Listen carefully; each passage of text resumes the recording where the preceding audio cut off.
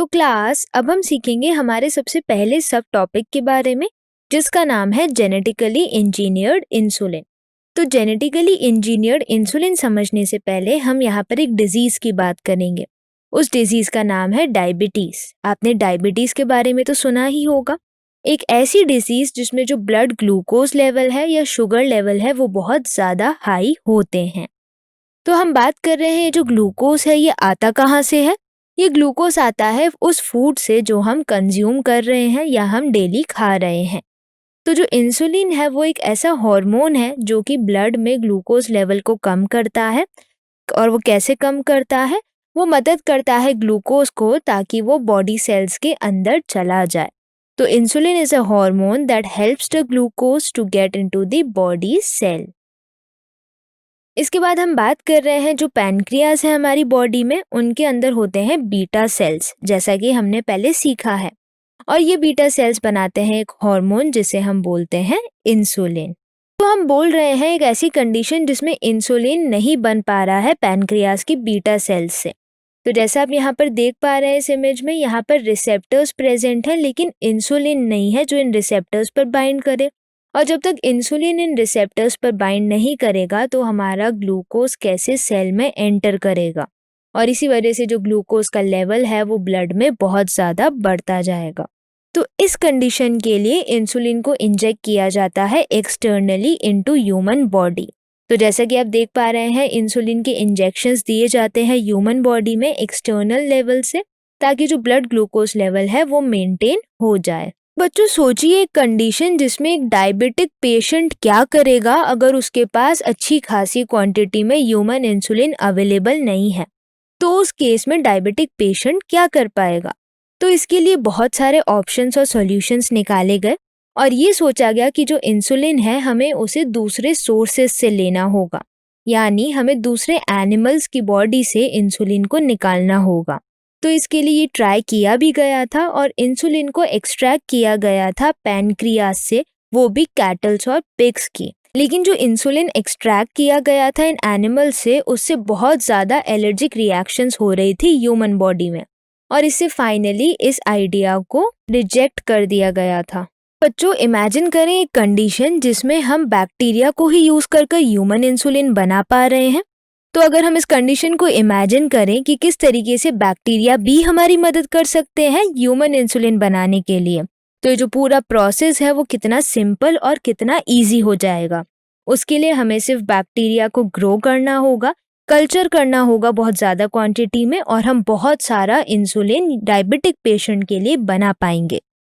अब इमेजिन कीजिए जो इंसुलिन है क्या हम उसे ओरली दे सकते हैं डायबिटिक पेशेंट को, यानी जैसे हम बाकी मेडिसिन्स खाते हैं वैसे ही क्या हम इंसुलिन भी ऐसे ओरली डायबिटिक पेशेंट को खिला सकते हैं?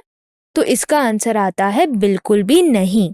ऐसा इसलिए क्योंकि जो इंसुलिन है अगर हम उसे माउथ के थ्रू देंगे एज अ मेडिसिन, तो जो हमारे स्टमक में डाइजेस्टिव जूसेस हैं या जो इंटेस्टाइन में डाइजेस्टिव जूसेस हैं वो इस इंसुलिन को तोड़ देंगे, यानी उसका ब्रेक डाउन कर देंगे। और अगर इंसुलिन ही टूट जाएगा तो वो ब्लड स्ट्रीम में पहुंचने से पहले ही उसका काम खत्म हो जाएगा, यानी वो ब्लड स्ट्रीम तक पहुंच ही नहीं पाएगा अपनी ओरिजिनल फॉर्म में, और वो ब्लड ग्लूकोज लेवल को मेंटेन ही नहीं कर पाएगा।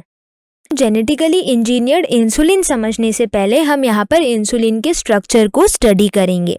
तो इसके लिए हम यहाँ पर देख पा रहे हैं सबसे पहला इनएक्टिव इंसुलिन जो हमारी बॉडी में बनता है, जिसे हम बोलते हैं प्रो इंसुलिन। फिर आगे जाके ये मैच्योर होता है और ये कन्वर्ट होता है हमारे एक्टिव इंसुलिन में, यानी मैच्योर इंसुलिन में, और एक कनेक्टिंग पेप्टाइड जो दो चेन्स को जोड़ के रखता है जिसे हम बोलते हैं सी पेप्टाइड। अगर हम बात करें मैच्योर इंसुलिन के बारे में, तो इसमें होती है दो शॉर्ट पॉलीपेप्टाइड चेन्स, एक होती है ए चेन और एक होती है बी चेन। तो जो ए चेन है वो बनी होती है 21 अमीनो एसिड से, और जो बी चेन होती है वो बनी होती है 30 अमीनो एसिड से। और जो यहाँ आप देख पा रहे हैं वो है हमारा कनेक्टिंग पेप्टाइड जो इन दोनों ए और बी चेन्स को जोड़ के रखता है, जो 31 अमीनो एसिड से मिलके बना होता है। तो यहाँ पर हमें जो बात ध्यान रखनी है वो ये है कि जो प्रो इंसुलिन है उसमें एक सी पेप्टाइड का स्ट्रेच होता है जिससे वो इनएक्टिव फॉर्म में होता है, जो ए और बी चेन्स को ज्वाइन करने में मदद करता है।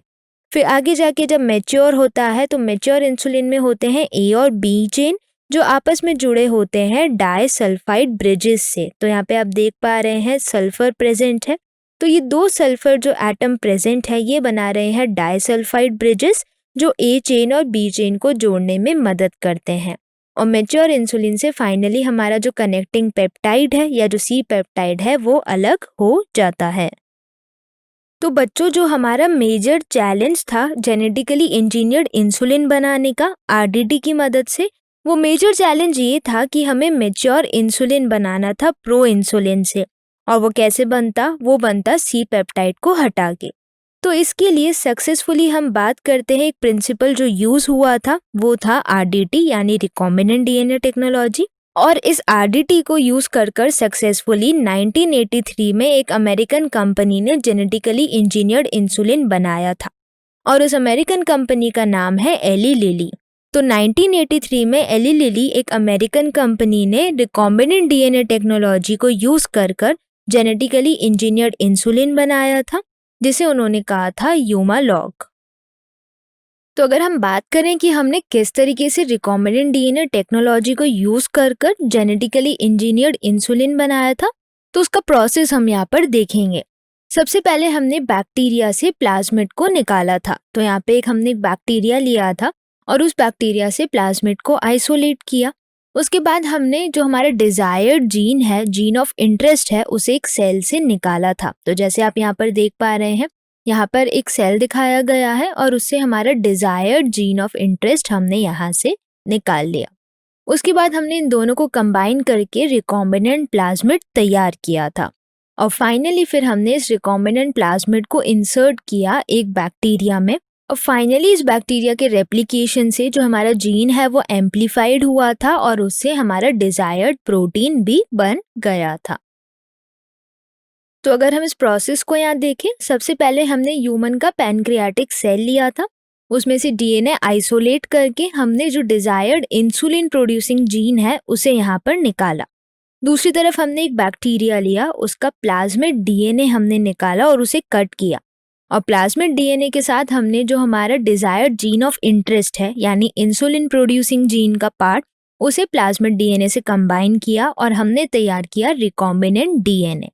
उसके बाद हमने ये जो रिकॉम्बिनेंट डीएनए तैयार किया है इसे हमने इंट्रोड्यूस किया एक बैक्टीरियल सेल में।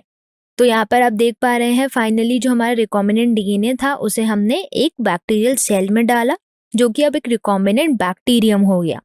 इस रिकॉम्बिनेंट बैक्टीरिया ने फिर मल्टीप्लाई किया और ह्यूमन इंसुलिन बनाया लार्ज लेवल पे फर्मेंटेशन टैंक में और इससे फाइनली फिर हमारा जेनेटिकली इंजीनियर्ड इंसुलिन इतने बड़े लेवल पर तैयार हो गया।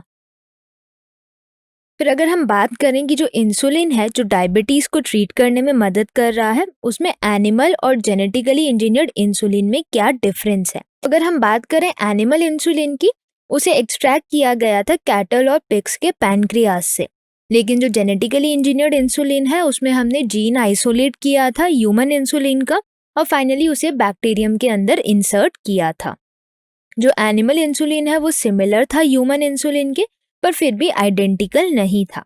लेकिन अगर हम बात करें जेनेटिकली इंजीनियर्ड इंसुलिन में, तो इसमें हम बोल रहे हैं कि जो बैक्टीरिया है वो ग्रो करता है, मल्टीप्लाई करता है और फिर जाकर ह्यूमन इंसुलिन बनाता है, जो कहीं ना कहीं बहुत हद तक सिमिलर था हमारे ह्यूमन इंसुलिन से। हम फिर बोल रहे हैं कि जो एनिमल इंसुलिन है वो एलर्जिक रिएक्शंस कॉज कर रहा था, क्योंकि जो इंसुलिन है वो एज अ फॉरेन प्रोटीन काम कर रहा था जब हम उसे ह्यूमन बॉडी में डाल रहे थे। लेकिन हम बात करें जो जेनेटिकली इंजीनियर्ड इंसुलिन है वो ऐसी कोई भी एलर्जिक रिएक्शन ह्यूमन बॉडी में नहीं शो कर रहा था।